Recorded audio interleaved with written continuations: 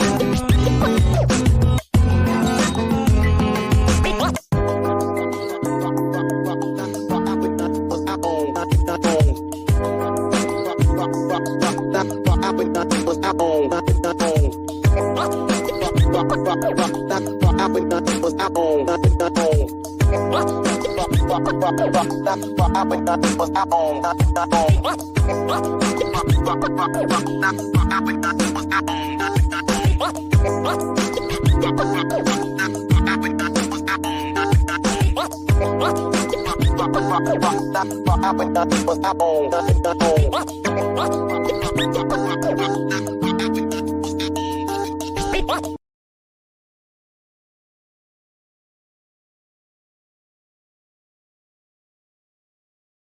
we ain't night riders. That we ain't night riders.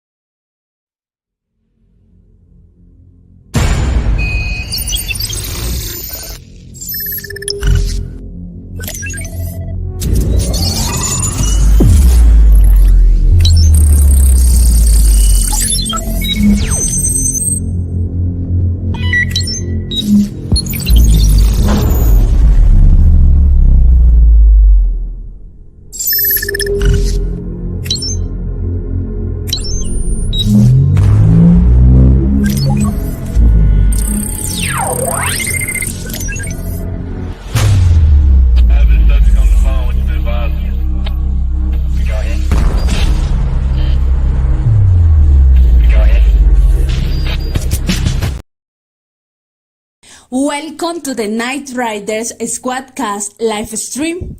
You are now rolling with the Night Riders.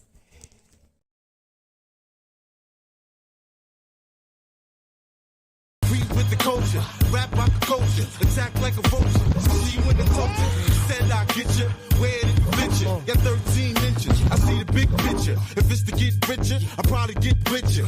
If not burning, be hot like a furnace. Shoot the video, motherfuck city permits. We own the city, on the phone with Diddy. Rap home pretty, when she get aroused like the sucker own city. Put it in the video. You wanna holler, got the follow, nigga, here we go.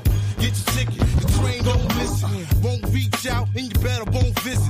To my whole wardrobe, listen, make this money, take this money. Ain't no way you can take this from me. Ain't shit funny, shake it honey, take it money. Now let's get it. Creep with your people, throw my shit sweet, no snow equal. Back in the building once again. All right. Some of my old school people will remember that track. Just a little prelude to what we're going to be talking about, at least one aspect of what we're going to be talking about tonight.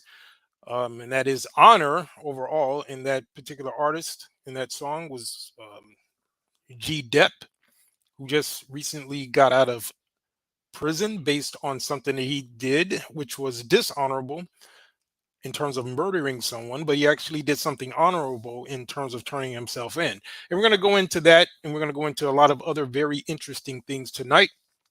But I want to thank everyone who's tuning in live, those who are in the building now. Shout out to King Seeing Red. I believe he's the first one in the building, at least the one to step up. Looks like there's a few people in the building, but he's the first one to step up, make his presence known, which we appreciate that. We do know we have a lot of cloud watchers, people coming over here soaking up the game, putting it on their channel, which is cool. I don't mind sharing the game, but you can shout a brother out. Doesn't hurt you. But anyway, I am very happy to be with you guys here tonight. After a very busy week, as I said, this is kind of cathartic for me. I do have things that I do, and I do enjoy my life. I have a very nice, fulfilled life. So this is just a little outlet, and I give you guys an opportunity to hear a different perspective that you probably won't hear anywhere else. And this is a very important topic, and this is a part of our ongoing series that we call MANalytics. And in true form, just to show that I'm an honorable man, considering the fact that I always make sure that I want people to be aware when we do things over here, and it kind of permeates throughout the culture. And we like to make sure that people are aware and give credit where it's due when we do kind of originate certain concepts, such as the most recent thing that kind of went viral, which was the Did He Do It? And as I said, we got receipts over there to show we're the first ones to put out anything regarding that title, and no one else has claimed it, and they don't have the receipts that we have. So just wanted to make that clear. But circling back to my point, we want to make sure that we stand on our principles. And I do want to give credit where it's due. I did not come up with the word MANalytics. That goes to a brother by the name of Sir Ism. So shout out to him. I remember he and I were on a panel with Obsidian, and he used that term, and I thought it was catchy. So I said, you know what? I'm going to go ahead and use a series. I'm going to use that name for a series, and we're going to kind of delve into some of the things that we as men need to focus on. And we've had a very good run with these particular videos. Like I said, this is installment or episode 4, and I do encourage you guys to go back into the archives and look at the other ones. We dealt with self-defense. We dealt with dealing with that simp demon, how to be a man and not, simp. Couple of little topics we raised as well, but again, I would encourage you to go back for some of our new subscribers if you were not aware that this was an ongoing series. In this particular one, it's going to be very important because unfortunately, I think that this is something that is missing in today's society overall, and in particular with Black men. And we're going to go into it today. Like I said, as I alluded to earlier, we're going to use as kind of an example among others, because we got other examples as well. But I think this situation with G. Depp is a very clear example of how I think that Black men should be moving, even after making a mistake, which he did. He fessed up to it, and he actually turned himself in. And a lot of people would think he was stupid for doing that, or that, and there's so many guys out there that got bodies on them, and they just pretty much will never, tell, or in their words, maybe snitch on themselves. But we're going to go into some concepts that are pretty deep in terms of the importance of a man having honor and how that manifests itself, and also the implications of how it relates to dealing with other men, particularly other Black men, and the larger society. So we're going to get into that. I always forget, because like I said, this for me is kind of just a little side thing, so I don't always remember to put our banners up. I want to make sure we're doing that, not just for the sake of you know showing other ways that you guys can contribute, but to also let you know that we have other options for you in terms of information and resources. Because on the Patreon, for example, there's an online store that we've uploaded quite a few digital products that very reasonable, that you could use in terms of information, especially with everything that's going on right now in the world. And we're going to be putting some other stuff over there too, but I just wanted to make you guys aware of that. I always forget, you know um, to put that crawl at the bottom. But anyway, we're going to go into this particular topic because, as I said, this is very important. And I'm going to set the stage right now by just raising the question here: what is honor, and why does it matter, and how does it manifest? Now, I think a lot of people, unfortunately, not only do they not know what honor is, but they really don't understand the importance of it. They really don't understand what happens in the society when there is no honor, right? Because honor, especially when you're dealing among men, is a very important thing. And if you don't have it, then what it does is creates a void. And I want to, just give you kind of the textbook definition, but it's so much deeper than that, because what we want to do is make sure that we have a clear example of what it is, and why it's important. Now, honor in this, in effect, means to show appreciation, respect, or affection to someone, um in terms of making a celebration or honor. But we're not talking about that, because you might see someone say, "Oh, we're going to honor someone on their anniversary, or we're going to do this and that." So I'm not talking about that honor. I'm talking about honor as in integrity, which is faithfulness to high moral standards.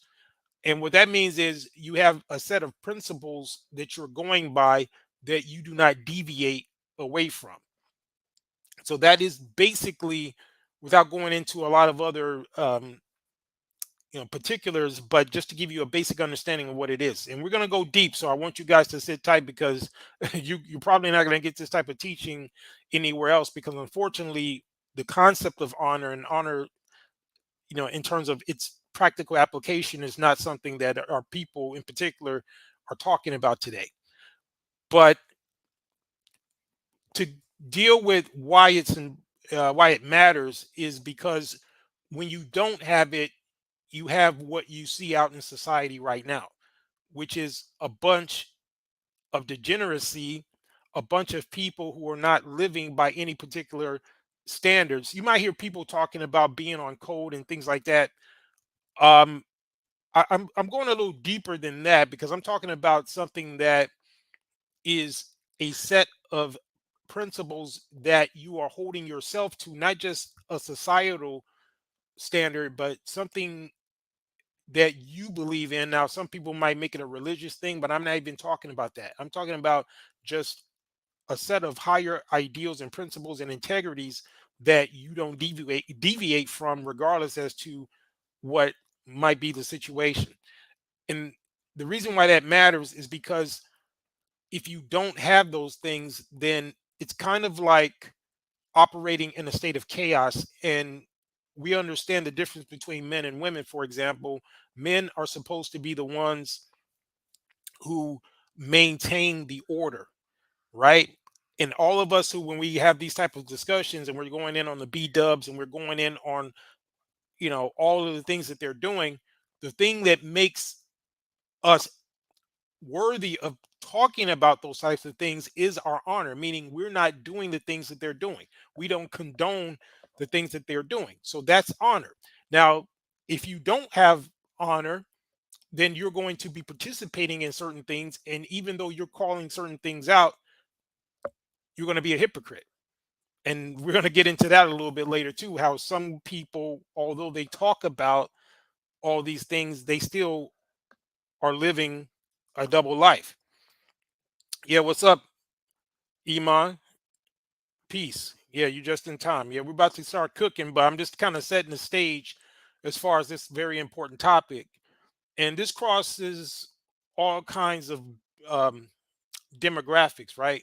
But I'm focusing on um, black men with regard to this issue, because I do see a lack of it, and I think it needs to be addressed, at least to some degree. Now, the way it manifests, and you see what I did with the word manifest, I capitalized the word man. And the reason why I did that is because, in particular, with men, we have to make sure that we, even when we're dealing with each other, that we are operating with a certain degree of integrity and honor. And you could call it respect, right? Because as men, we function with respect. A lot of us who understand, we'd rather be feared and respected than loved, right? But the bottom line is, we need to make sure that when we are operating as men, that we have within our own set of values an honor system that we don't deviate from. And that's not to uh, benefit necessarily anyone else, although it does, but it's primarily to benefit you. And like I said, I got some clips for you with G Dep, and talking about how cathartic it was when he came forth and confessed and turned himself into the crime he committed. And like I said earlier, a lot of guys would say, well, that was dumb. He should have just, nobody knew he did it. He could have just went ahead and lived that secret. But the problem with that is he know he did it, right? And it's a very bad indictment on an individual if they don't understand why he did what he did. Because I understand perfectly why he did what he did, and that's because he wanted to free himself. Even though he had to do that 10-year bid, he's out, he's clear. That's off his conscience. He served his time. He's good. He's trying to move forward with his life. But if he had not done that, and if he's a principled man, which it seems like he is, in spite of what he did, he would have not been able to lived that down. He probably would have turned to drugs. He probably would have lived some other type of destructive life. And people don't see that part of the equation. What they like to do is just feel like they need to get away with something all the damn time. So to me, that speaks to the fact that a lot of men today don't have that honor that is necessary. Now, let's deal with the other part of this, which is how do men with honor move compared to women? Now, this one is very key because for all the guys who come out here speaking ill about these women, as they should, so let's be very clear. All of us should be taking the opportunity, whether we have platforms or those of you guys who like to come in and contribute to these conversations in the chat, whoever. I think it is incumbent upon us to speak out. And if you have the opportunity to do that, you should. Because, to not speak out when you have the power to kind of silently endorses it, right? So that part is not an issue. The problem is, as men, we have to stand on business. We have to make sure that if we're speaking out against something, it's because we really are holding to our principles. We're not just trying to do it for the gram. We ain't trying to do it for show. We're not clout chasing. We're doing it because this is what we believe in.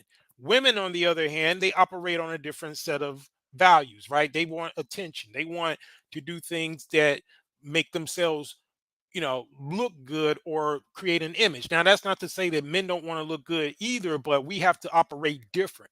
We have to make sure that when we're moving because it is something that is tied to our value system and something that raises our character.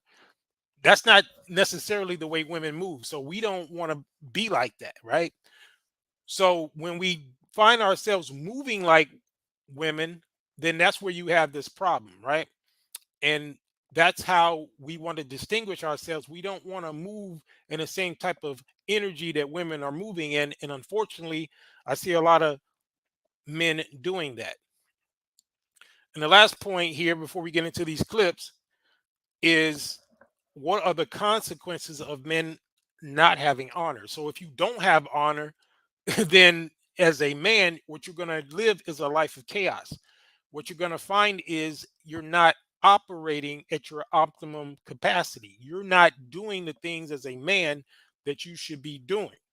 You're not giving yourself that accountability that a lot of men fail to do. And that's why you'll have men going around saying certain things and at the same time not backing up what they're saying. And that creates a lot of the chaos that we see in the society. Right. And we also, we know that the women are a big part of the problem. And we document that and we talk about that endlessly, which is important. But we got to understand that a man without honor is the equivalent of those type of women. And that's why there's a connection between those B-dubs who are doing what they're doing and say the thug or the criminal class, as I call them, those are the men who are operating without honor. So as you can see, they go hand in hand. And that's the reason why we have all the problems that we have. So like I said, that was just kind of us setting the stage real quick.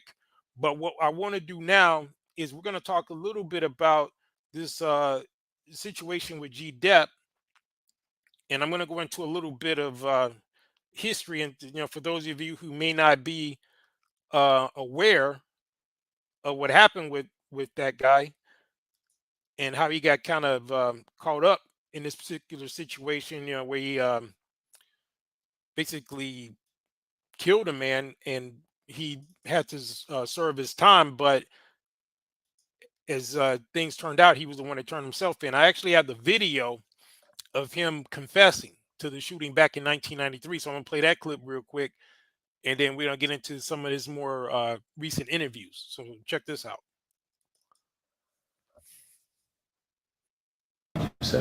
Yeah. And I rode the bike over. I rode the bike in the neighborhood for like a couple of minutes. Then I just went to went towards Park Avenue, and I saw a guy standing there, smoking like he was smoking a cigarette or something like that. And I approached him. I got off the bike, and I approached him. He didn't seem like he saw me, so I just approached him. And then when I approached him, I asked him where the money was. He didn't say anything.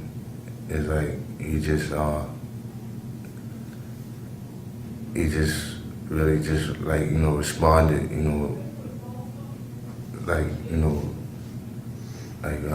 facially, but like he didn't say anything. So I asked him again, where's the money? And he put his hands up, and then he just I don't know, we caught eye contact. Then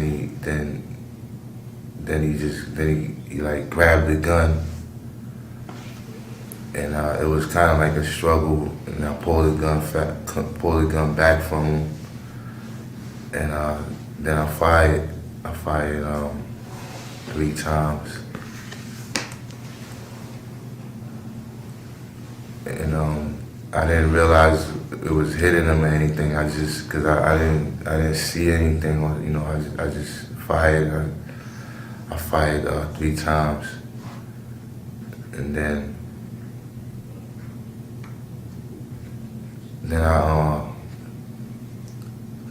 I went after I fired the gun.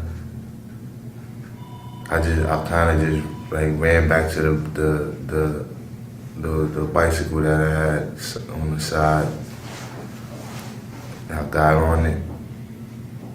He kind of came after me, and I rode off. And I rode up the block, and then around the block, and then I came like back around the block on 112th at Park Avenue and looked up the block. I want to point something out. Remember, he's in here telling this story, and he was the only witness. There was nobody else that saw him do it. So I'm just raising this as a question in terms of, yeah, I know, right? Yeah, that is, Iman Perry said, damn. Yeah, so he's pretty much confessing on himself. And I got to ask you guys, would you have done that, right? If you had basically killed a man, there were no witnesses, would you have eventually turned yourself in, or is that something you would have just took to your grave? And this is a fundamental question. I'm asking you this for a particular reason, right? But let's continue. And I saw like a scene. I saw like a police car. I don't know if I saw a car with the lights, the lights coming towards me the wrong way, the wrong way on the block. And I saw an officer, it looked like somebody kneeling over somebody on the floor. So I figured that's what it was. And I just rolled the bike back around the opposite way, and then I went into my building.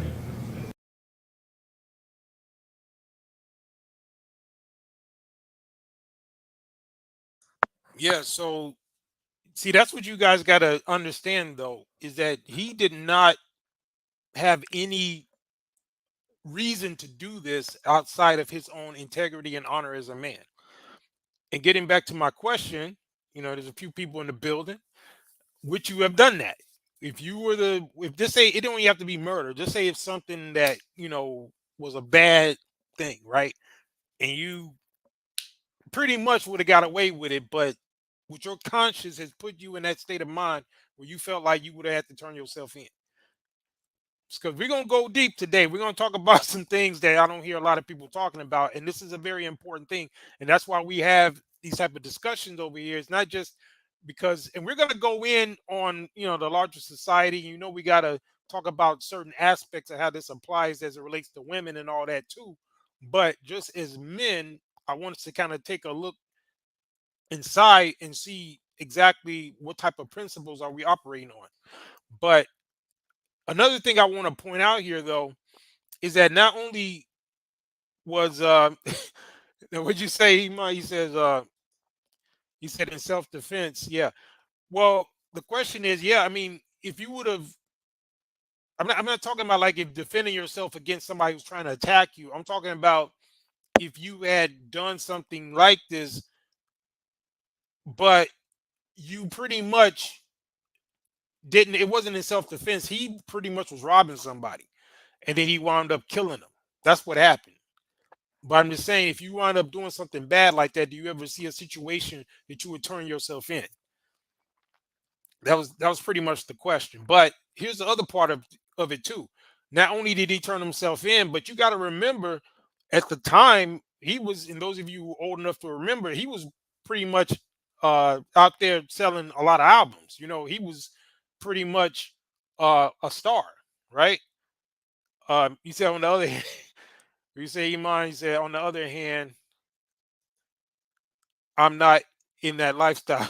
Well, that's true too, but I'm just saying that um it takes a lot of honor to be in the wrong and then at the same time come forth and say, you know what, I'm gonna turn myself in because I can't live with myself based on taking this life. Because whoever this guy was, he probably had a family, probably had children, what have you, and he just pretty much, as he admitted, he was just on some money shit. You know, he was just trying to get paid. And then he came up to dude and said, "Where the money at?" And dude kind of looked at him. I think he tried to grab the gun from him, and it was a struggle. And I think that's how he wound up shooting him. But the point of the matter is, it was basically an innocent person that he killed. So, but yeah, but G Dep, it was with Bad Boy at the time, which of course was ran by Diddy. But interestingly enough, you didn't hear much about him having really issues with Diddy, like all the stuff that's coming out now. But because I guess early on in his career, that's when he turned himself in. I think he actually wound up getting dropped from Bad Boy because for some other reasons. But I want y'all to just, for those of you who and would you say, Iman? You said why he robbing while he's selling records. You know what? I think it was maybe before, right before he got put on. He turned himself in while he was, I think, out there popular because he had already signed with Bad Boy Records, but he was robbing. This was something he did, I guess, before he got signed, before he started. And that's a good question, but yeah, I think it was right before he blew up. Right, it was before he took off. But yeah, no, he wasn't robbing when he, once he got put on and started making real money. Um, yeah, he said, "Oh, he with Diddy makes sense." Well, like I said, he was with him at first, but um he wound up getting dropped from the label. But what I want people to understand is that he was out there, he was really popular. I remember when he was out, and he could rhyme pretty good too. In fact, I'll give you guys a little sample because some of you guys are kind of, I opened up the broadcast with him, but for those of you young people who might not be aware, I'll show a few clips of him. I don't know if you guys seen any of these videos. Let me see if I can play a couple of them. See how I show you him rapping. Culture, rap rock culture, attack like a vulture. See you in the culture, said I get you, where did it fit you? Got 13 inches, I see the big picture. If it's to get richer. Yeah, that's him right there. But that's him back in I think 2001 when this came out. But yeah, that's him in his video with P Diddy and them. I probably get with you, if not burn it. We hot like a furnace. Shoot the video, come on. City permits. We own the city. On the phone with Diddy. Rap phone pretty. Okay, so yeah, that's just a little example right there. So for some of you guys who may not remember, some of you guys that are old school like me, you're gonna remember once I showed you that. But yeah, but I'm gonna show you guys a more up to date version of when he got out of the pen and what he had to say about the whole thing. And like I said, this is part of a larger point that I'm going to be making here. but I'm going to show you. He was on this interview when he, fresh out the joint. he did this interview with Art of Dialogue, and shout out to them. So fair use, fair use. But I'm going to show a little bit of this interview that he was doing, and we're going to get into some other things real quick as well. So check this out.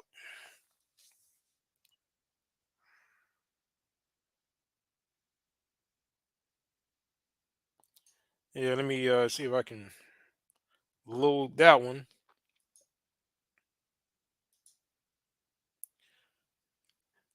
I think it's let me see if this file is too big, because I got other portions of that interview. It's a very interesting interview, but there's a certain key points I want you guys to see here. So hold on one moment. See if I can load. Okay, let me see if I can load this other one. So this one right here is going to talk about when he was, I think, with the label.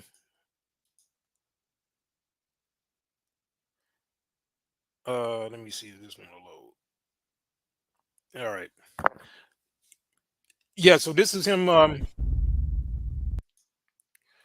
This is him talking about, the situation and before he got dropped from the label. But what I want you guys to understand is that a lot of this came about because he had the honor and integrity to turn himself in based on something that he did that was wrong. And then, like I said, a little bit later, I'm going to get into the importance of us as men and how we need to move, even if it ain't something as extreme as this. But it's just one thing that separates an honorable man from just say these B-dubs and men that don't have honor, and why that's important. But he's just going to talk a little bit about his experiences.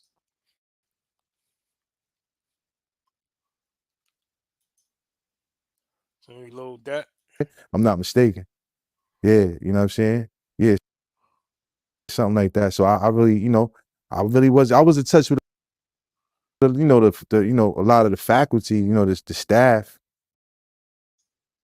You know what I'm saying? Like, Yeah, in this clip, he's talking about how I guess Diddy he said just shouted him out sometimes, but he never went to go see him while he was in the pen, which is very interesting because that's another part of this honor equation. Because if Diddy was his man, supposed to be rolling with him, that's a bad look on Diddy that he had an artist signed to him, but he got gaffled up like that, but he didn't want to go see him.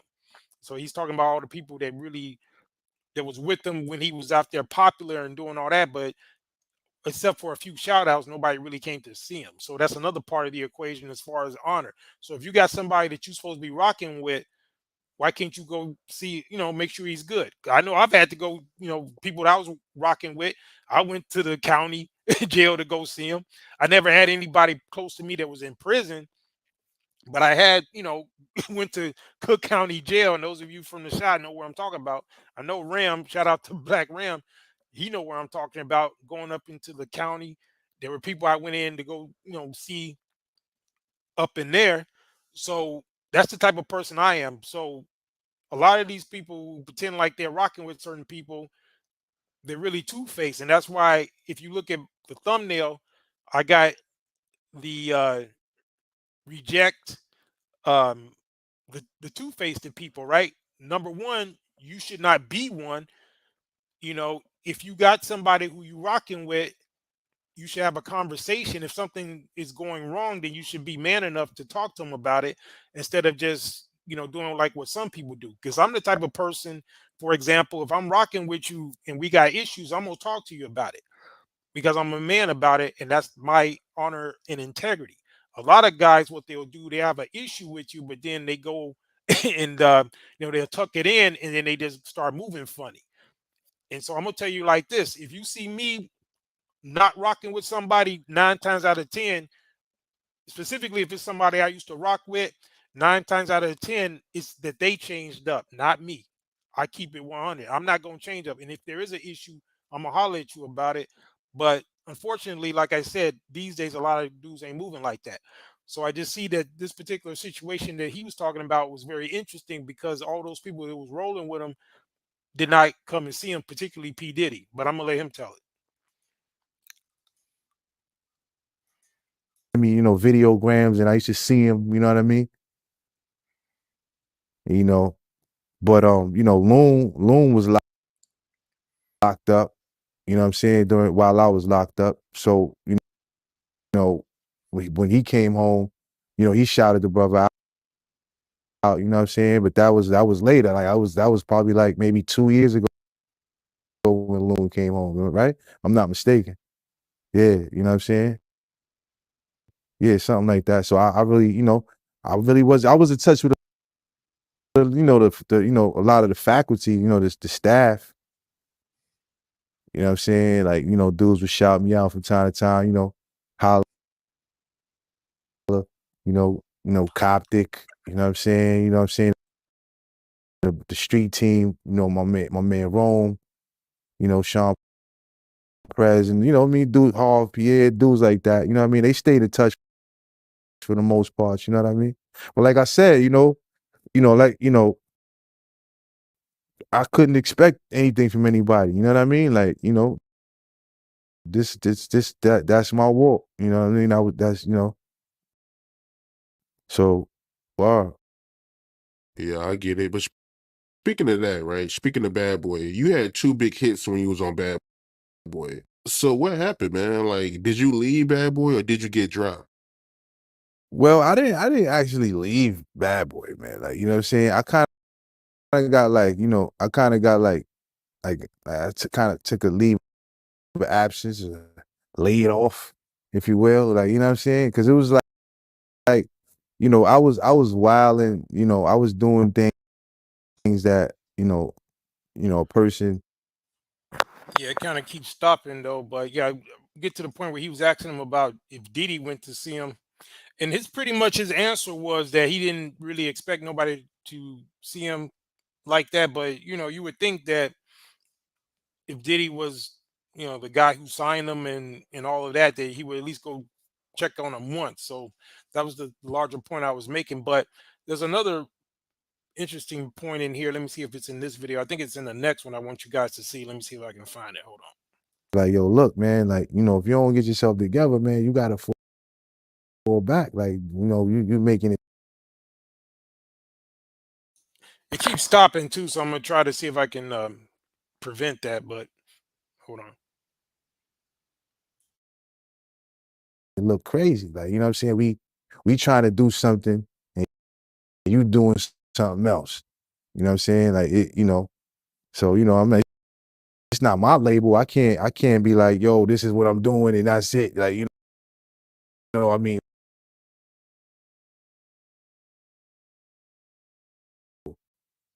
kind of not manipulate, but kind of dictate how their music was being serviced, and you had that piff and around and like do like a verse. You know what I mean? If Puff needed something, you know what I mean? He will write, yo, write this. I'm gonna need something, you know what I mean? See if you could put that together. You know what I'm saying? It was one of them things, you know what I'm saying? It wasn't like I was putting. On this one, he was just talking about how sometimes Puff would just kind of ask him to, write for people and things like that, but he wasn't really. Once he kind of got dropped, he wasn't back on the label. But let me see. There's a particular part I want to show. We're going to move on to the next one. Hold You on. can't run around. I don't know, man. I don't really subscribe to that though. You know what I mean? Like you can't. You gotta look at what's really going on. You know, a lot of times, I don't know. I don't know if that's something that I developed.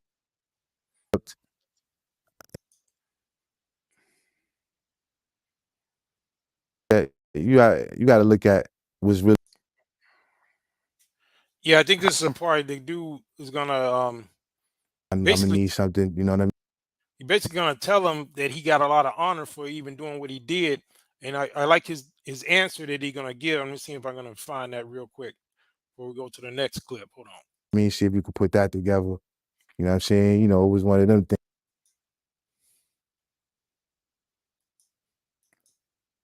Or blame, the easy person to blame is Diddy because everybody blame, Yeah, this is the part right here. So he was telling them that pretty much since everybody's piling on to Diddy, he said, well, that was pretty much the easy person to blame.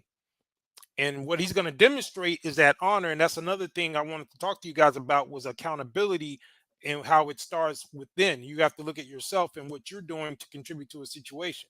So I like how you're going to kind of respond to this, and we're going to move on to the next clip. But check this out. Because most people in that situation, they'll. I think that's very honorable, man. I mean, you're an honorable guy, man. So Yeah, so you notice that he called him an honorable guy. And we don't really hear that a lot.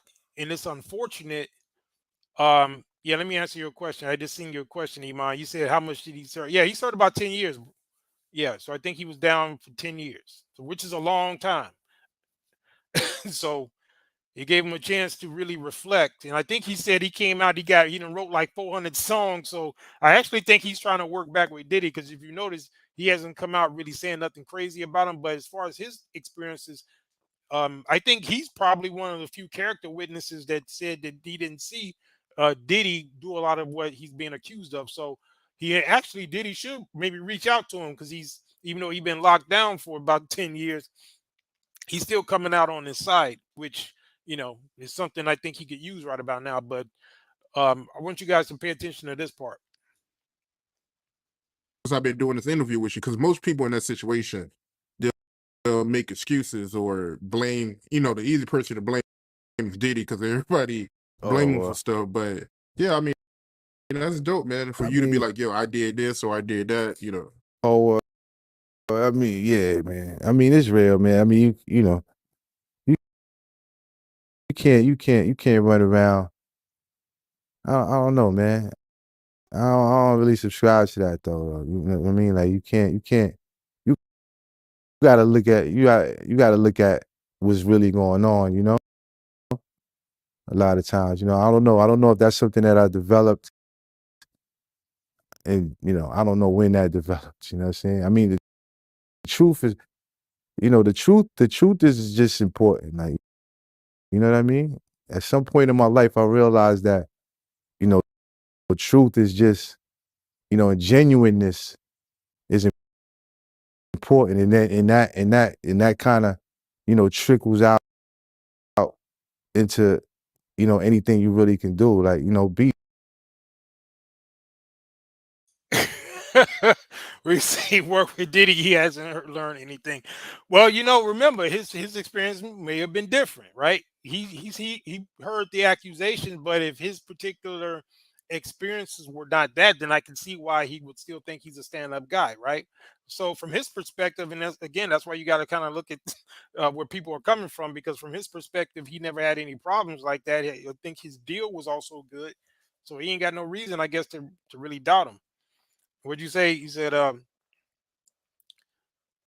it's 2024. He doesn't need Diddy or any label. Technology is way more advanced. He can make money on the internet. Yeah, I agree with that. But remember, this guy's been locked down for 10 years. He don't know how to maybe operate a lot of that stuff. So he's just going back to what he knew before he went in. And that pretty much was the standard back then, dealing with the label. So I kind of see that point. But yeah, definitely from our perspective, he could do a lot better. But you got to understand where people's coming from, and as far as their perspective. But yeah, I'm gonna play a little bit more of this, and we're gonna get into this other clip I want y'all to see.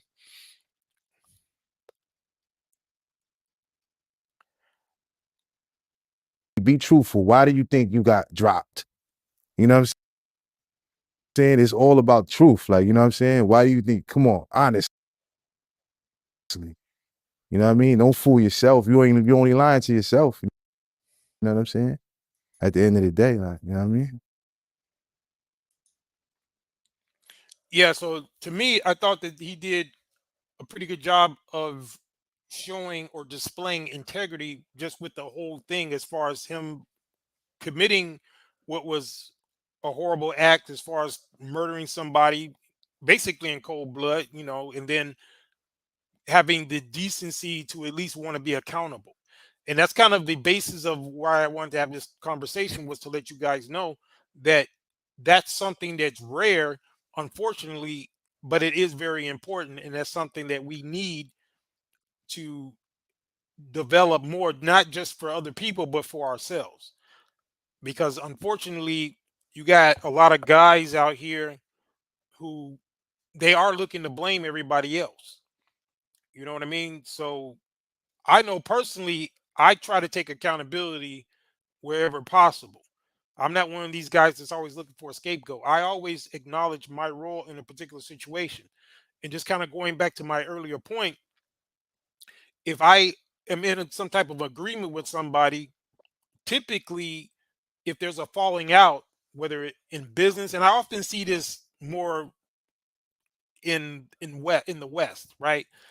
Where I am now in terms of being in the East, people operate on a different sense of honor. And that's the reason why you have societies that are run better. And that's kind of ties into the larger point I was making as well, and how it manifests. And that is, when you have a group of people who are operating with honor, then they're doing things in a more strategic or a more positive or creative way, as opposed to what's going on in the West, where everybody's just trying to get theirs, and then everybody's trying to blame everybody else when things don't go well.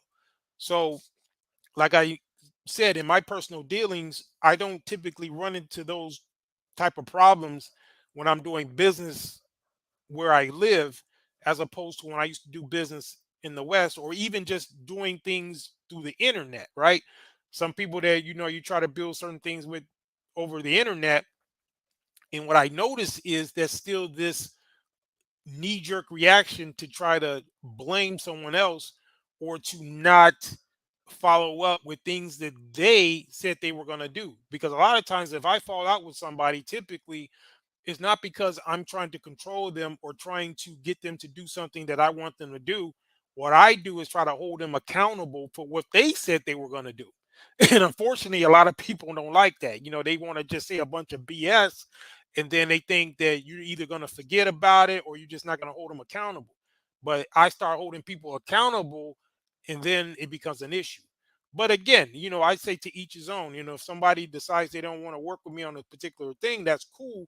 But don't be coming at me initially like you were about that business, and then come to find out you wasn't. And when I called you on it, then all of a sudden there's an issue. But that's what I see kind of over and over again when it comes to the West. And that can be tied back to a lack of integrity and a lack of honor. And we don't expect women to operate with the same level of integrity as men. So if a woman says she's going to do something, they're kind of whimsical, right? They kind of go with the wind. We expect that. So to a certain degree, we know that they're going to kind of go back on certain things that they say, or not hold themselves accountable. That's understandable to a point, even though everybody should be accountable, but we hold men to a higher standard. Unfortunately, the men are operating like women. And that's where you get into a lot of these problems, in terms of how a lot of these men are operating as well. But what I'm going to do now, we're going to go into a particular clip that I want you guys to see. And this one, let me pull it up. This right here is kind of funny because, dealing with that situation with the relationship and how men right now are operating. Because if you want to call it, like Black Ram calls them thuggo, or like I call them the criminal class, these guys who a lot of these women are choosing, they're choosing these guys because they are dishonorable. They're kind of like them. They're operating out of chaos. But there's another side to this, right? Because what happens with a man who doesn't have honor is that he becomes um, unproductive. So just for example, if he was that type of dude that was a scammer, and there's actually videos of women talking about they want a scammer, or they want a criminal, right? Well, that's okay for a hot minute, when they out there maybe getting money. But once the jig is up and they get locked down like G-Dep was, or they can no longer get that money, then they become a liability on those women. And then those same guys that these women were pretty much promoting because they were excited about that lifestyle, these guys, because they're dishonorable, they did not create or develop any marketable skills. So what do? They turn on her, and they become like another son to her, and they start begging her for money and so forth. So I got a little skit that I think is pretty funny. I'm going to share with you guys. So let me load that real quick. And if I want you to pay attention to how this woman is going to be responding to this dude. And the title of this video or the skit is "Ladies Don't Want This Type of Man." That is once the excitement is gone. Now, she wanted the type of man in the beginning, but they don't want him after they become a liability. So I'm gonna play that clip. So check this out.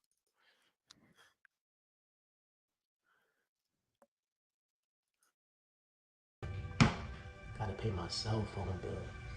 So make sure you keep calling me. Give me my wallet. You want your purse or your wallet? My wallet. I might be broke, baby, but I can guarantee you I have a rich heart that's gonna last forever. Thank you,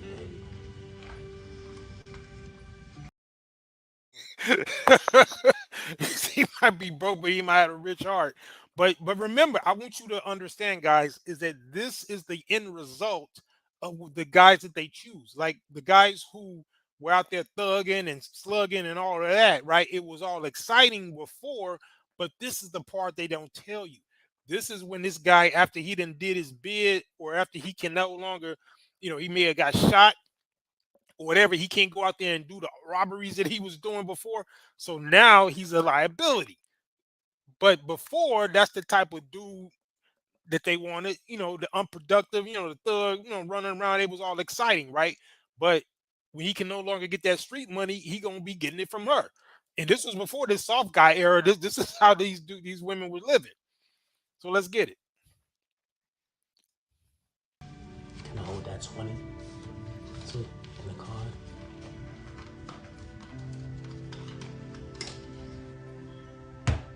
You know I got you next week, right? You said that last week. And the week before that. But next week I got you. And the week before that. Next week I got you. Fellas, if you don't want a broke woman, prepare yourself to deal with a busy woman.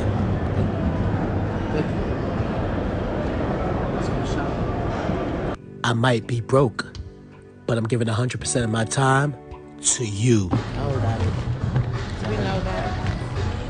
As you can see, the best thing about me not having money elevates me and motivates me to love and cherish and worship the ground my queen walks on, as I should. Look at me being a gentleman holding all those bags. Yeah, but that's pretty much how it be. And I'm sure some of you may have been out. I remember when I was in the West, I would see it kind of all the time. You see some badly built woman, or sometimes they were decent looking, and there was always this guy that's tagging along. You could tell he wasn't really, making the money or so forth. He may have been on the passenger side, or it was her car that he was driving, this and that and the third. So we know that goes on, but I just thought this was pretty funny because it ties into the theme of what I'm talking about as far as what happens when a man does not have honor. Now, we're not talking about the fact that if a man is with a woman and then all of a sudden, they have some type of reciprocal relationship where he's taking care of certain things and then she's taking care of certain things. We ain't talking about that. We're talking about a situation where this is a dude that's sleeping on the couch or sleeping in the basement, laying up on her. She's taking all the responsibility. He's calling himself doing certain things like he's carrying the bags, but she's the one spending the money. And, normally that builds the resentment that these women develop, and then they want to get on these platforms and start spewing all this nonsense trying to say that it's all men, right? So that's kind of what happens. But this is the end result of a woman choosing or picking a man who does not have honor. And if a man allows himself to get into that type of situation, then, as I would say, and as I mentioned before, that is a sign of being dishonorable as well. So let's get into the next clip. Now, let me see which one I'm going to hit you with next. Yeah, you know what? I'm going to go into something very interesting because we all know about Tupac, right? Now, Tupac is somebody who people remember as a guy who kind of promoted the whole thug life and all of that, right? Now, this kind of leads me to an important pivot that I want to do as far as this whole thing about the differential between being an honorable man and being a quote nice guy, right? Because I don't particularly consider myself a quote nice guy. I consider myself an honorable man. And what I mean by nice guy, that doesn't mean I don't have the capacity to be nice to people, because I do. But a nice guy in the sense of being a pushover, being a type of guy that you're just gonna get over on. No, I'm gonna be honorable. I'm gonna treat you with respect and I'm gonna treat you with fairness. But what I'm not gonna do is allow you to walk over me or try to take advantage of me. That ain't gonna happen.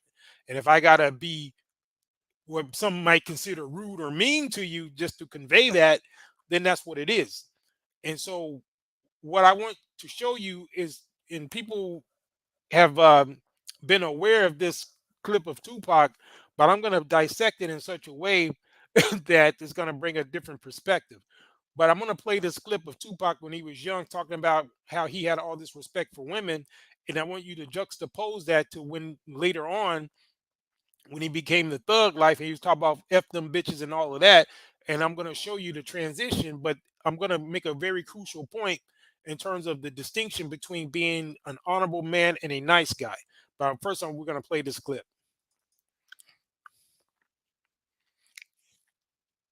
Speak to women with this much respect, and I deplore that. My mother is just told. I grew up. My mother raised me, so I have this much respect for women, and I fight often because of that, and it gives me a lot of friends. I mean, I get a lot of friends because, but I get a lot of friends because I have respect for women. Okay, so in other words, he talking about he get a lot of friends. He means he got friend zoned a lot.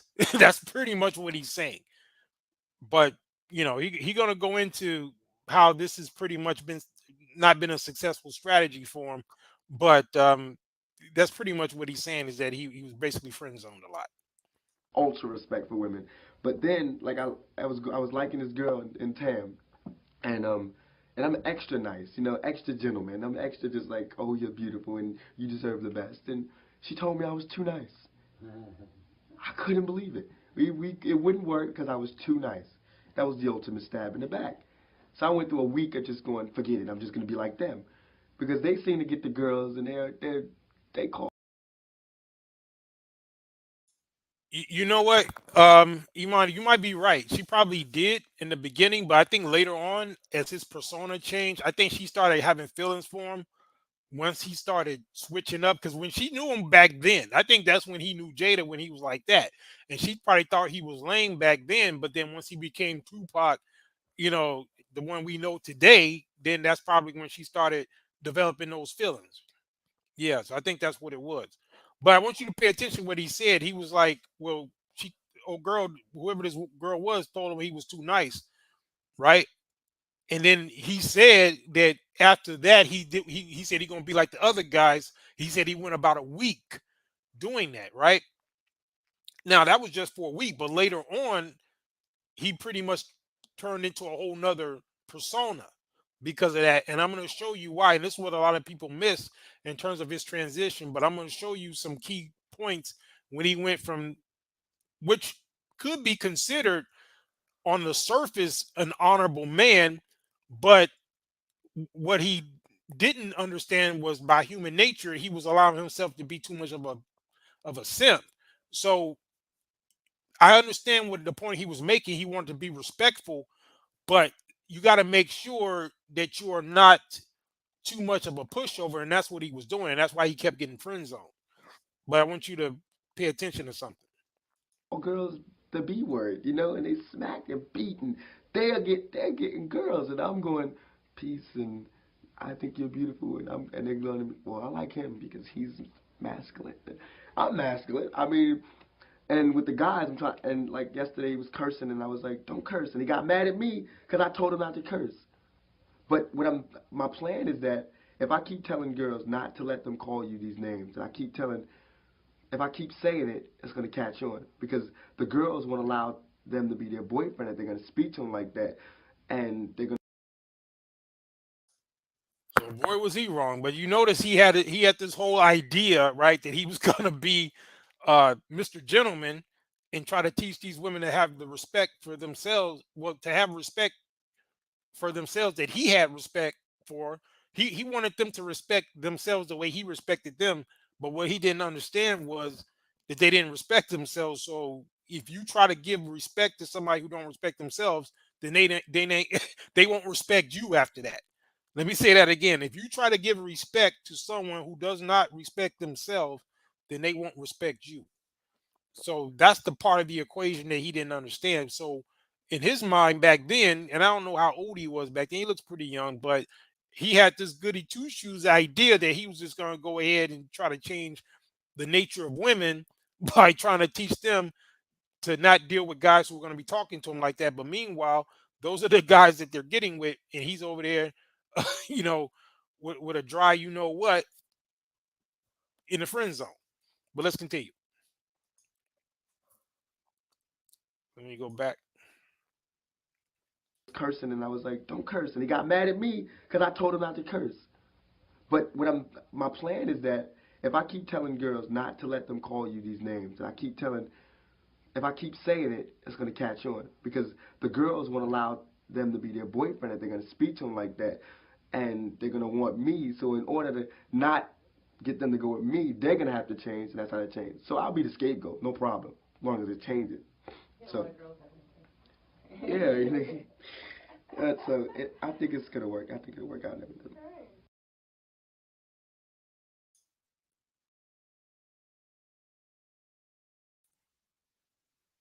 Yeah, well, actually, it didn't work out, as we can all see. But we're going to go into some details as far as we're going to go into some details as far as why it didn't work out and what he had to learn the hard way. So we saw that was him. And like I said, on the surface, you would think that that was honorable, right?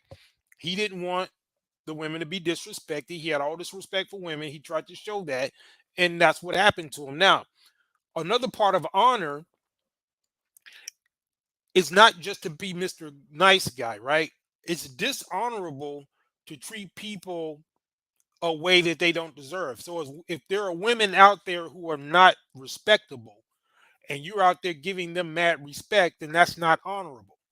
And I want people to understand that. See, in Tupac's mind back then, what he was thinking was that he was being a gentleman, being honorable, being chivalrous, and all that. Now, that's only good or honorable if the women or the person or whoever is worthy of that.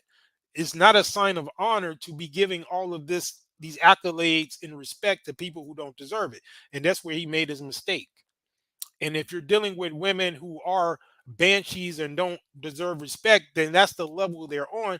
So you have to put them in that particular category. That's the honorable thing to do because you're giving them who they are. Now you let people show you who they are and then you believe them, right? You don't try to convert somebody to your moral characteristics. You got to let people be who they are. And that's where he made his mistake. But again, he had to learn the hard way, and we're going to go into that.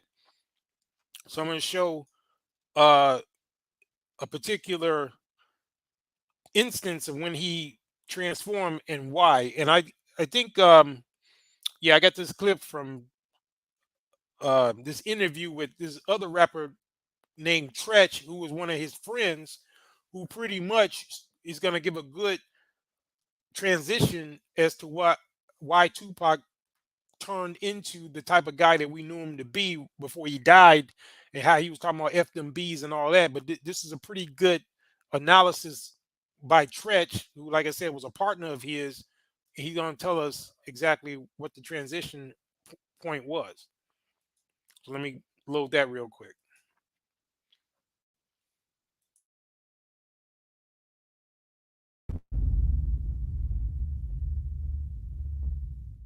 Above the Rim. You was on. And this is fair use. And the guy's just talking to him about when he was, because he was in a movie with Tupac called Above the Rim, but they were in a couple movies together and they were actually friends in real life. But he's going to go into why Tupac converted into the the thug you love to hate and all that kind of stuff. But let's continue.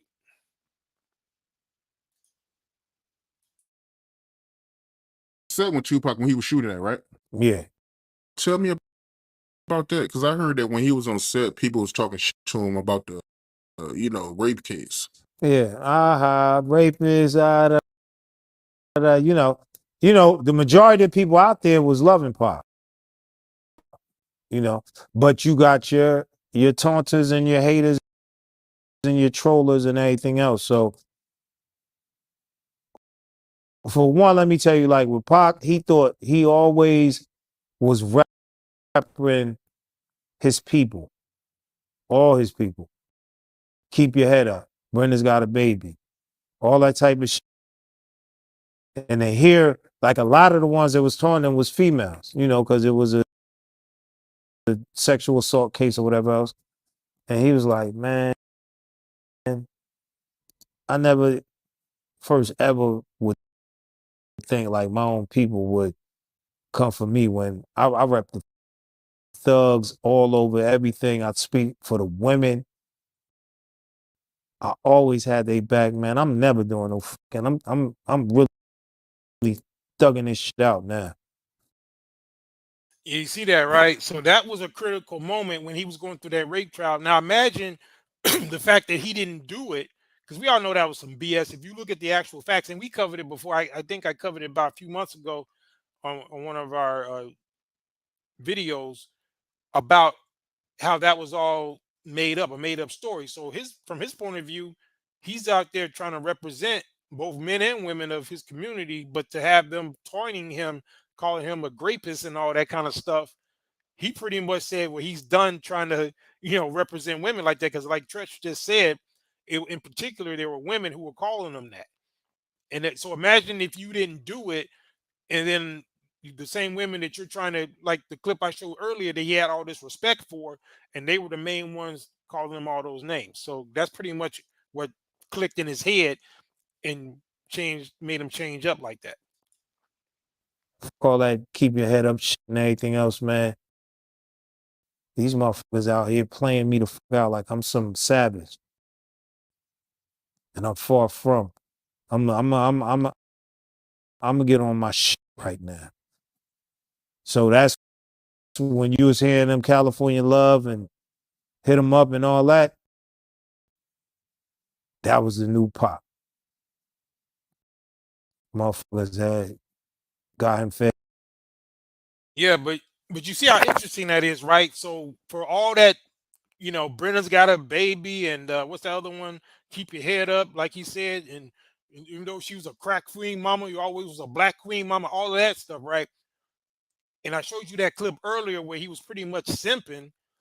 What made him click in his mind was like, yo, these people that I'm out here defending, they're the main ones calling me a rapist, even though that was all a setup and a lie. So that's where he said he flipped.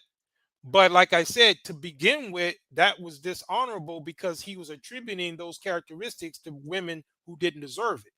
If he was talking about just like, even though that was his mama, he's talking about she was a black queen, even though she was a crack fiend. No, man, you got to call it what it is. You can't be giving people all these labels, queen this and that, and they live in foul. And so to me, that's dishonorable. So it's not an honorable man who's going to give accolades or credit to people who don't deserve it. So it's not about being a nice guy. It's about being an honorable man. You can be nice by being honorable, but you got to give the uh, the proper respect to people who deserve it. You can't just lavish people with different respect, because that's what a simp is. And a simp is a dishonorable man. A simp is an abomination before the Most High, because what he is somebody who's going to put somebody on a pedestal like an idol who don't deserve it.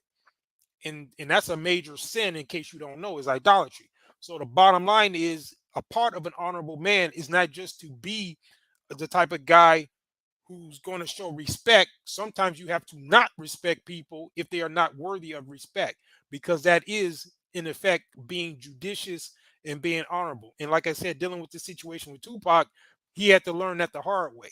And that's when he came, you might disagree with how he did it, because like I said, I don't agree with his lifestyle, talking about thug life and all that. But at the same time, when his mentality switched and he started calling bitches bitches, the ones who deserved it, then he was more on point in terms of giving the proper um, characterization, right? Because he was on some Black Queen, all of them queens type shit at first, and that's where he made his mistake.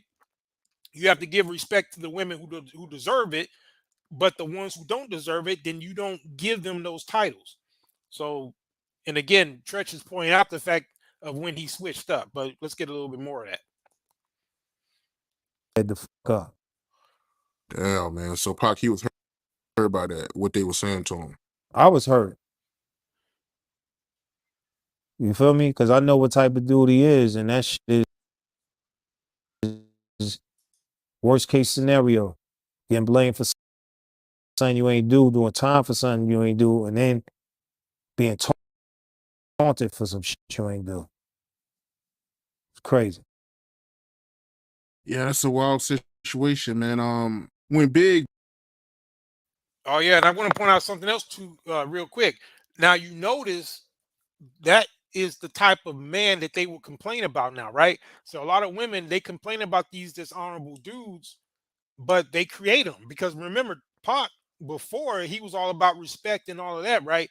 But notice it was the women that were taunting him about that grape case, which he didn't do, and by them making fun of him after he didn't serve time and all that, that's what flipped him.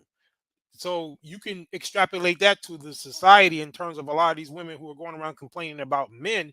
They often are the ones who create these monsters that they're complaining about. So I just wanted to point that out. Yo, what was your reaction to that, man, when that shit happened, man? I cried like a baby, just like with Pac. I'm like, I know these niggas. Like I was looking for the day I'm knowing shit gonna be hot, shit gonna niggas gonna meet, gonna talk. You know what I mean? I always had the hope like they was gonna meet up and clear that fucking air. You know what I mean? And when that happened, I was like, damn. Crying over the situation, feeling the mourning for his family, his loved ones, everybody that was, you know, he was like the leader of the pack. So he had the whole, his squad, Big was the man that was kicking in the doors for him. Pac was the man that was kicking in the doors for his piece. And when it came, it was like, yo, this is what hip hop is at. We really gonna die after we got out the streets doing the shit that we was guaranteed a death sentence or a fucking jail sentence. We got an industry to leave that shit alone. And this is what's gonna end up like. We gonna die doing this shit. I was like, fuck all this shit. This shit, it ain't make sense to me no more. I lost the hunger for it and everything. I was back in banging mode.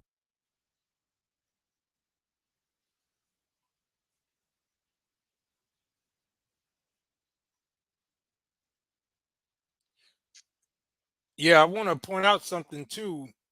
Let me get this off the stage. Yeah, I want to point out something. Tretch is actually a very good rapper. He's one of my top 5 as far as lyricists, right?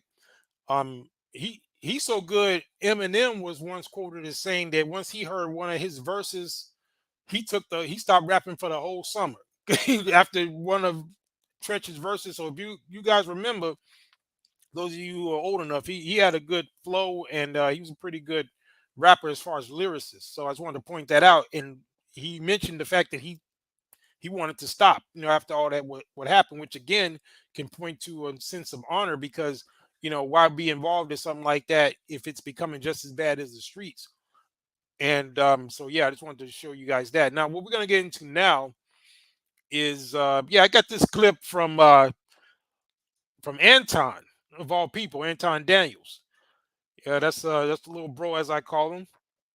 always going in on Chicago, even though Detroit just as bad. But anyway, we're gonna let him slide on that for today, because he's gonna make a good point about this nice guy thing, and we're gonna dissect one of his videos. And shout out to him. It's fair use, that's the bro. So he ain't got no problem with me using his content. But I'm gonna go ahead and cue this clip up, and we're gonna get into this, because this is a very good point along the lines of what I was saying as far as making that distinction between being an honorable man and a quote nice guy. Well, let's get it.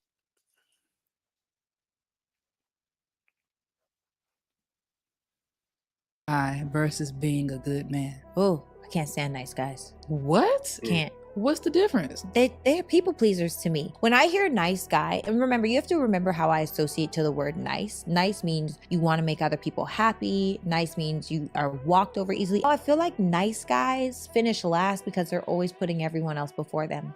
Her. Whereas a good man, he stands 10 toes down. He stands 10 toes down. Yeah. I respect a good man.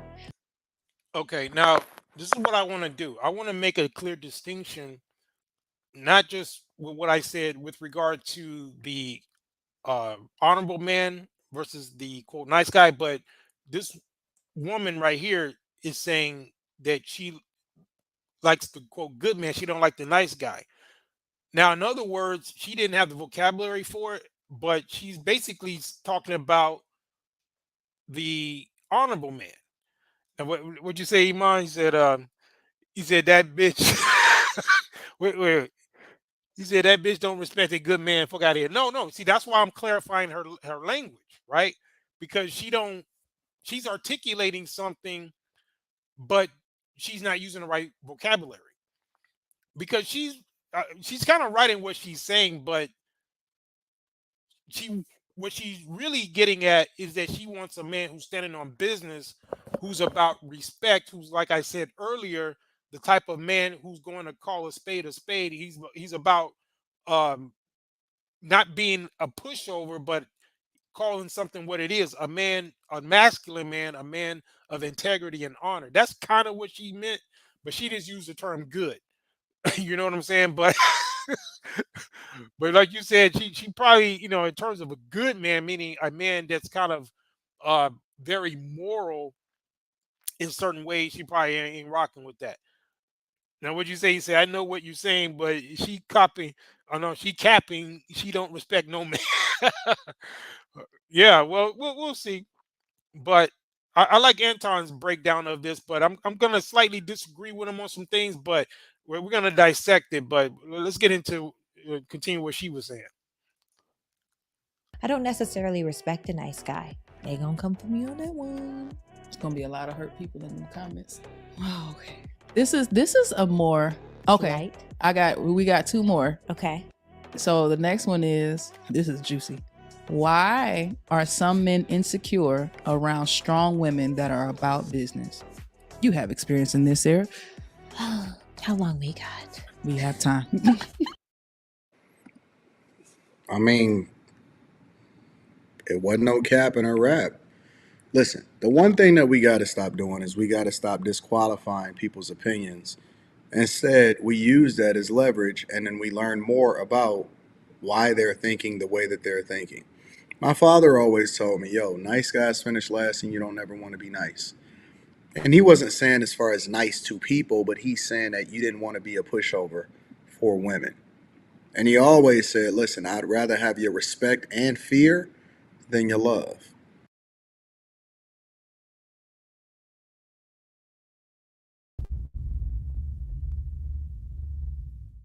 Above the Realm.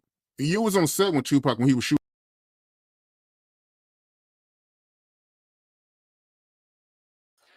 Yeah, my fault. Yeah, I clicked on the wrong video. Let me load Anton back again. But yeah, I'm gonna address that what he just said. Let me get back to that point. Hold on. Let me add him back to the stage. That you need to be selfish before you be selfish. Yeah, so it's like what Anton said his father taught him, which was, and it's kind of like what I said earlier, it's better to be respected and feared than loved and all of that, which is true. I mean, that's as a man who is exercising authority, and that is because that's what you prefer, because that's more practical. Now, when it comes to this whole notion of not being a nice guy, again, that's not to say that you can't express generosity or being nice to someone who deserves it. It just means that you have to be very judicious with how you allocate it, because to not allocate it appropriately or properly, then that is dishonorable. That's like giving credit to someone for something they didn't do, or not giving credit to someone who deserves it. Those are not honorable traits. So it is a good thing to be good to good people and to be generous to people who deserve it, but it's equally as a bad thing if you're doing it to people who don't deserve it. And again, that's the hallmark of a simp, someone who's pretty much giving all these accolades or privileges and benefits and so forth and credit to someone just because they have a vagina. And that's the problem with simps or men who are dishonorable, who are the type of guys who a lot of these women nowadays go for, whereas in the past women were more cultured to deal with men who are better at displaying genuine morality, right? And it's like you said earlier, Iman Perry, that woman doesn't really want a good man. And I agree with that, at least in a general sense, because a lot of women nowadays, their value system is warped. So a good man does not fit that. So she does want a man who's firm and who will put his foot down, but that pretty much is a man who, um as I said, is not necessarily a nice guy. He's a firm guy, and she might even like the type of guy that's a domineering type guy, right? So that's what she's really trying to say. She just used the term good, which is a misrepresentation. But anyway, let's get a little bit more into what Anton talking about. List. When you look in a chat, and I say that during a live stream, the women 100% absolutely agree. They agree 100% of the time because they understand that they're the beneficiaries of your greatness.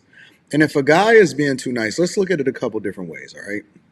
Let's say, use the example that she illustrated and say, oh, nice guy, and y'all always trying to walk up and, hey, beautiful, hey, sweetness. But then on the flip side, we say, hey, guys that don't care and say no usually are the ones that get more box.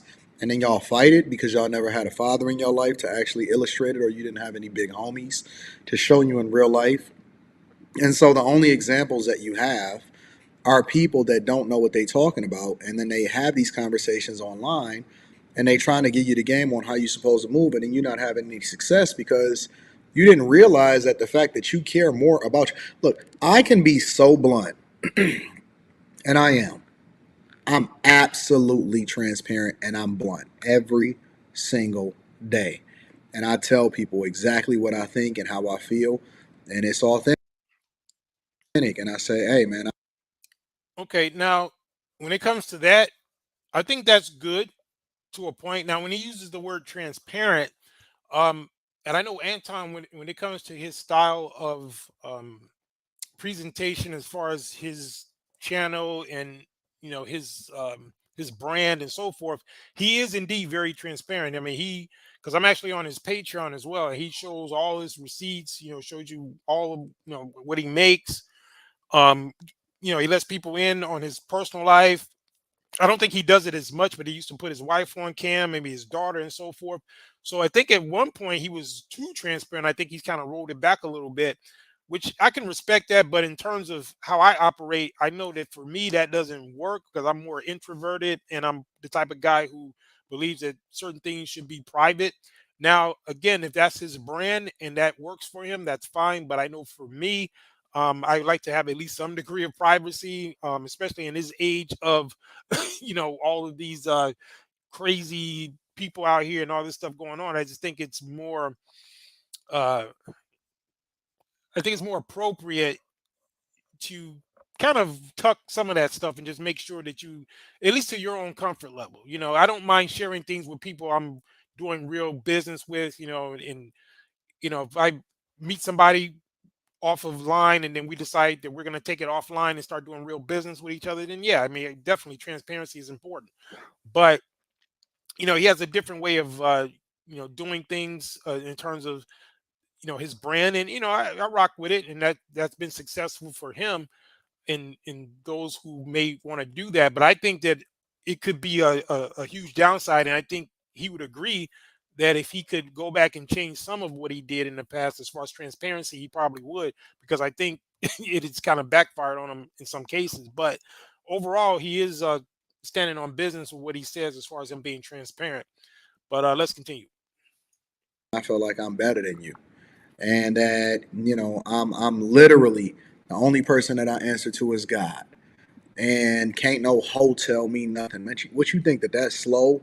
That slow the amount of women that's gonna send you DMs, and that slows the amount of action that you get in real life. You think that it means something? You think that just because my chick is sitting right here next to me that I'm not gonna talk about whether or not that chick is bad over here, or I'm not gonna send a flight? No, I'm gonna do exactly what it is that I say that I'm gonna do, and just And this was so funny about Anton. I'm gonna have to call in to his show again, and I gotta ask him. I'm like, because he puts out this persona as the family man. Like I said, this is a little bro, so I can clown him a little bit. But he always put it out like, okay, you just family man. But then he say stuff like, oh yeah, I'm gonna fly this chick in. I'm like, Anton, are you smashing bras on the side or what? Because he say everything but that. He talking about who all he fly in. He got this string of broads. I'm like, dude, are you a player or are you a family man, bro? Pick a struggle. So it's just so funny to me. But he, like I said, he's my boy though. So I gotta call him on his hypocrisy sometimes, because he put on his persona like he this player, but then he the family man at the same time. So I don't get it, man. You gotta let me know which one is it. But anyway, I digress. because I got married don't mean that I shut my eyes or I clip my balls off or anything like that. Because So okay, so are you banging broads on the side or what? Because he talking all that. Because again, I understand if you still looking, because we all men, right? But from his perspective, he often talks about how he believes in the sanctity of marriage and all that, which is cool. But then at the same time, he kind of alludes to the fact that he may be dipping out on the side. So I don't know. So it's just kind of funny to me. But anyway.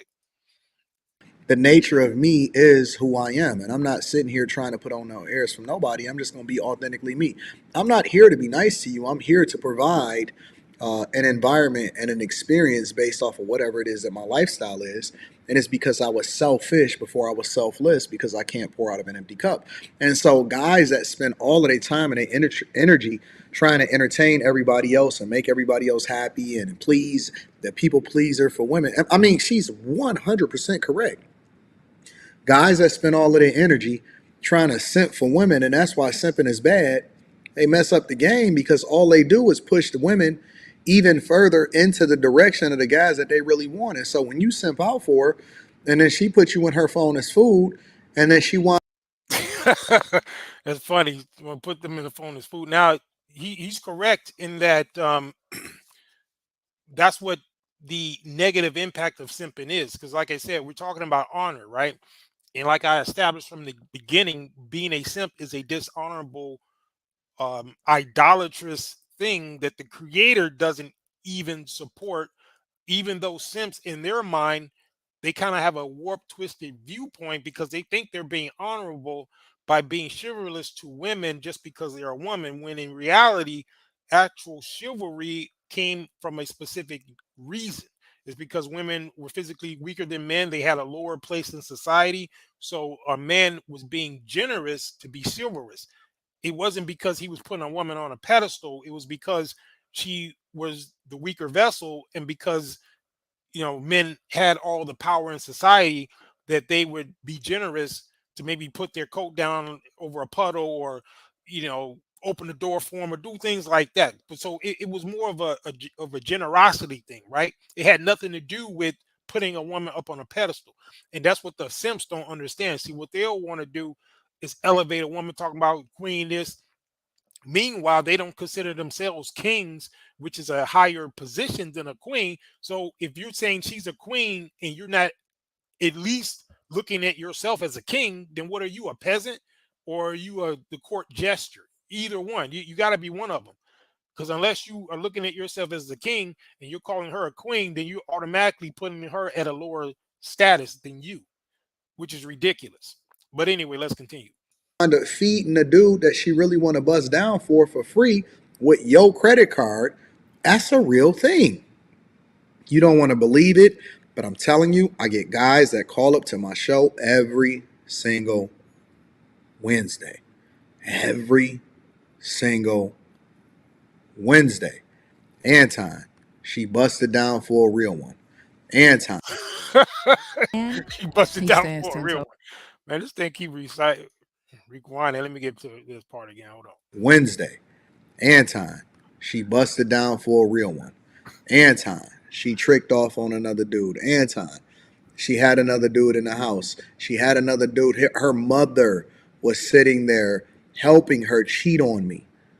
Even her mama understand the nature of a sucker. And the way that God programmed women was to be a helpmeet. They need guidance. They need direction. They need to be dealt with a certain way, or they don't even feel like that they're sufficient for you. They yearn to work for you. They're yearning to be more productive for you. They want.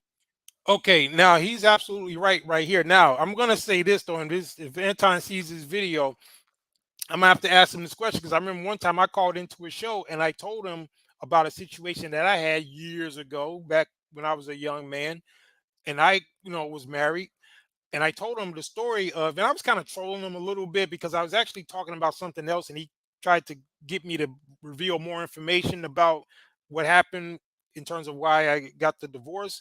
And I didn't want to go into detail because it wasn't the topic of what I wanted to talk about, but I did let him know that one of the things that happened was that I was trying to get her to go in a direction to give her that guidance, like what he's saying, but there was some resistance there, even though initially she was on the program, right? She was doing a lot of what I needed for the house, and that was important, and that allowed me to level up and do some things that I needed to do. But once I reached a critical point, I needed her to get on board and to get certain skills, and I was trying to help her to get those.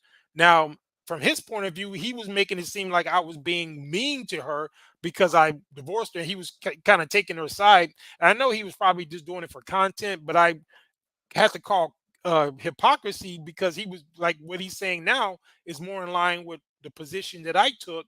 But at the same time, he was making it seem like I was the bad guy because I kind of was the one that kind of initiated that. But what he doesn't realize, and what I didn't have time to go into, was the fact that this happened over years. This wasn't because me and her were in a relationship for about 7 years. And the marriage, was about 5 years. So this wasn't like I just dropped her because he didn't do what I said. This was a process. And over time, I started noticing the disrespect in certain things. And I'm not going to be disrespected in my house, right? So it just became that. And it wasn't like I was trying to push her to something that we had not agreed upon. There were points in which I knew that I was going to need her to handle certain business, and she needed a certain skill set and certain education, because if something happened to me, I'm looking at the big picture, because as I'm growing, getting more assets, I needed her to be able to do certain things, and I was getting too much resistance.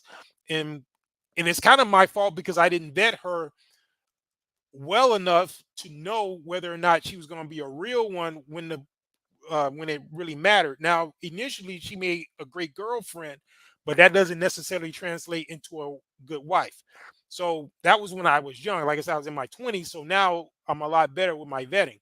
But I just wanted to point that out because what he's saying is correct here. But I just had to harken back to a conversation that we had, and he had a different position. But anyway. Want to be in the presence of a strong dude that's not sitting there telling them what they want to hear, but is telling them what they need to know. And even if they resist it a little bit, they actually embrace it. And so they can't stand nice guys. Now that doesn't mean that you're not supposed to be a nice guy, and you can't keep taking it literal. Now it's nice to people who deserve it. That's the caveat. See, that's the part that people have to remember. There's a nuance. It ain't just about saying I ain't gonna be nice to nobody. You don't got to go around being a jackass or being mean to people.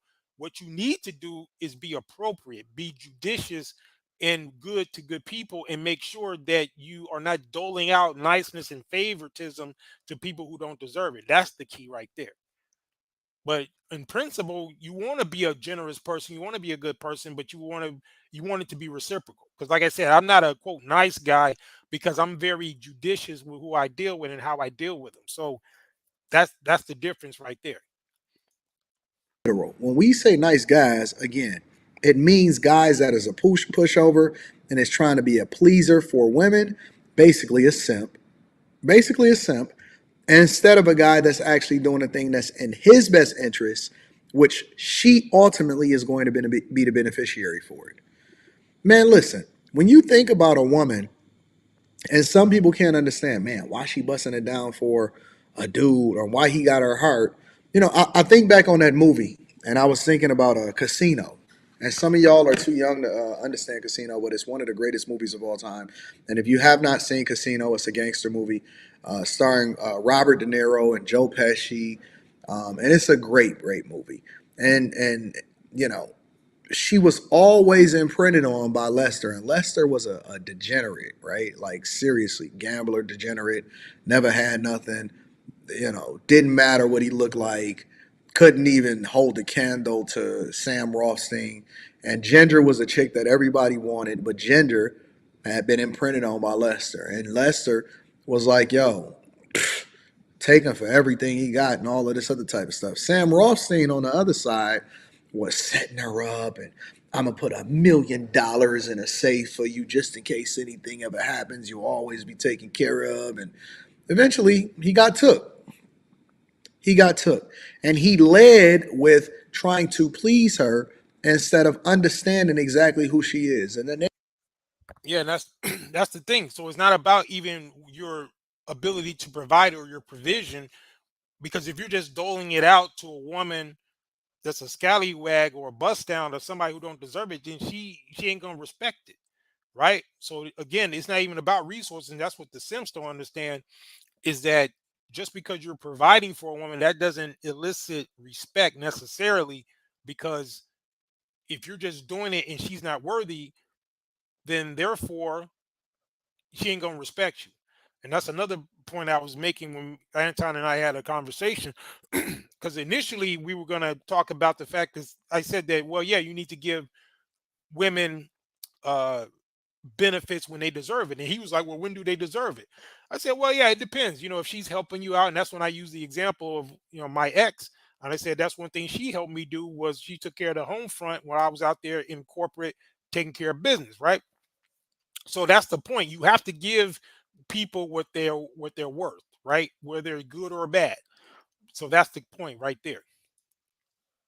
nature of a woman is still the nature of a woman. And so when I see guys a lot of times and they say stuff like, oh, it's different. It's not. It's not. Their mindset, who they are, the core of what they are, and what they ultimately seek. And the fact that if you strong enough to tell them no and to not pay them as much attention, but ultimately just be a person that is cool to be around, you're going to get more. The women come with it. The money come with it. The purpose comes with it. All you got to do is focus on being great. Yeah, that's true right there. Once you are on your business, you taking care of what you need to take care of, you don't have to worry about it. See, a lot of these guys, they spend so much time focusing on what to do to get a woman that they neglect the things that it takes for them just to be a decent human being, just to be a good man, just to be an honorable man. That's what your focus should be. It shouldn't be because I'm going to do this because I want to attract women. Most of the women I've attracted in life I wasn't even trying. I'm just handling my business. And those be the ones you can barely get rid of because they see you on your purpose and you're doing your thing. Them the ones be all over you. And the ones that you might like, those are the ones who, kind of funny style with it. But that's what guys don't understand. If you just focusing on what you need to be doing as a man, then the women are going to come. And that's unfortunately something that they have to learn the hard way. But let's continue. And you being great for you, not for her. Don't go get the car for her. Don't be great for her. Stop trying to do things in order to make her happy. You can't make her happy. The core of who she is who she is. The only thing that you can do is vet more effectively and then focus on being great. She's going to eventually fall in line if you are the person that you say that you are. And they can't stand you. They cannot stand when they are around somebody that is trying to please them.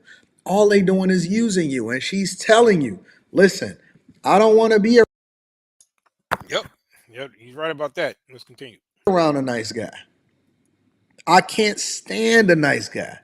When I see a guy trying to be overly nice to me, it rubbed me the wrong way because it tells me that he's a people pleaser. Now, will they deal with you? Yeah, especially when they get older and they don't have as many options. Absolutely. That's the dude that they wind up settling for. But what they choose you, it's a difference. Because I don't want to be around anybody that don't choose to be around me. I don't want to be around anybody that doesn't choose to be around me. Yeah, on the side note, Anton, yeah, I can see that peanut shaped goober head peeking through that hat. He try to hide it with that hat, but I see it peeking in from that net on the side, looking like an Easter egg. But anyway, I had to throw that at him, but I digress. But anyway, yeah, he made some good points. But again, it's not necessarily that you don't want to be nice. It's just you want to be nice to the people who deserve it. And overall, you want to be the type of guy who is honorable. And part of being honorable is to be appropriate and be good to the people who deserve it. You have to be more critical to the people who deserve that as well. But we're going to get into this final clip because I was looking for some other examples. I came across this clip of this lady. I've seen a couple of her videos. Let me pull her up here. And because I was looking at this whole concept of the nice guy, and then this video popped up as well. This lady right here. You pull her to the stage. Reasons why. Named River, and shout out to her for the GI Joe shirt. I see you. Yeah, a lot of y'all don't know about that, but yeah, she rocking the GI Joe. But yeah, she gonna make a good point about what this lady's gonna say about nice guys, right? So let's get into it. Red pilled villain story. Okay. I'm video in the wonderful world of Instagram, and I thought it was very interesting because this is absolutely a topic that honestly begins a lot of men's red pilled villain story. Okay. I'm gonna be completely honest with you. Yeah, she's right about that because that's how a lot of guys get set off. And like I showed you earlier with regard to Tupac and how he basically became the Tupac that we knew after he had got burned, after that, first the accusation of grape, which he didn't do allegedly, and then to have them mocking him, the same women that he was always a champion for, that's what converted him. But anyway. This is one of the reasons why men look at women kind of side eye. And what's interesting is that in the comment section, in the comment section of this video, a lot of women were expressing and explaining how she just expressing herself. She's not being disrespectful. She's not being rude. Like, men have a hard time comprehending what it is that she's saying. And, this is just not right because we need to be mature about this. Like, everybody is defending the conversation when the conversation in and of itself does not necessarily need defending. What a lot of women do not realize is that through this conversation, you are telling men that the bad guys win all the time. Yeah, she made a good point there because, like I said, bad is just another way of saying dishonorable, right? Because we're talking about the juxtaposition between an honorable man and a dishonorable man. And what she's talking about is the criminal class, the guys that we all kind of see a lot of women, modern women, gravitating towards because they lack that sense of honor and integrity. And it kind of mirrors their chaotic nature as well. So that's the reason why they're drawn to that, as opposed to a principled man who's going to hold her accountable. And he himself is not going to delegate anything to her that she does not deserve, whether it be accolades or whether it be resources, right? So that's the reason why they're a match made in hell with regard to the criminal class in what people like Black Ram would call the chaos goblins. So let's continue. That's what you're telling them. You are letting them know that there is never going to be any incentive for a man to ever be a good guy. And that's just real. You know, women constantly, they prefer the men who treat them bad, who disrespect them, who lead them on. As long as they D them down, that's all they care about. And as I mentioned earlier, let's dig into that real quick. Why that's the case? Is the case because they're not honorable women. So you cannot treat an honorable woman with honor because you're going to get that effect. Because that's the reason why the dishonorable man, it's more appropriate for them because it matches their nature. That's why honorable men need to be with principal women, because that's the whole point here. You got to make sure that water is seeking its level. And the reason why a simp and people like that always get took is because they're giving all of these accolades to these women who don't deserve it, and the women don't respect them because they know they don't deserve it. And that's the whole problem. But the bottom line is that's the reason why you see what you see out here. And these women, it's not necessarily that they are seeking bad boys, they're just seeking their own spiritual level. And that's the part of the equation that's always missing, is that these are not good women. These are women who are dishonorable, and they know they're dishonorable. And it's actually kind of honorable, the fact that they realize that they are dishonorable, and they are kind of pushing away the good men by um you know, doing what they're doing. It's like they're saying, it's like the saying goes, their rejection is actually the most highest protection, because they know they don't deserve that type of dude. They deserve a dude that's going to dog them out. Or a man that, even though he may be an honorable man, he's going to still treat them appropriately. So that's the other part of the equation as well. But let's get a little bit more of that before we wrap up. All this stuff, oh, you know, I need to get my bag and I need to get my this and I need to get my that. But you was popping it on a handstand for, you know, homeboy up the block who was not providing anything for you but that. But when you decide, oh, this looks like a man who's going to take care of me financially. This looks like a man who's going to pay all my bills. This looks like the kind of man I can bring around my family. All of a sudden, you treat him like you're used to some standard that you're really not. And to be honest, you know, it's interesting because the woman who is portraying this message, she's saying, you know, if I see this man and I see the husband. Yeah, I'm gonna see if she got into the clip. Let me see. I think she's gonna play what this woman had to say. I don't think she already did. Hold on. I think, yeah, let me go back, because I think she already played what she had to say. So let me get that before we wrap up. Hold on. Sometimes I'm like, all right, if I give it to him too soon, he's going to think, you know, like I'm not a good girl, or there's no.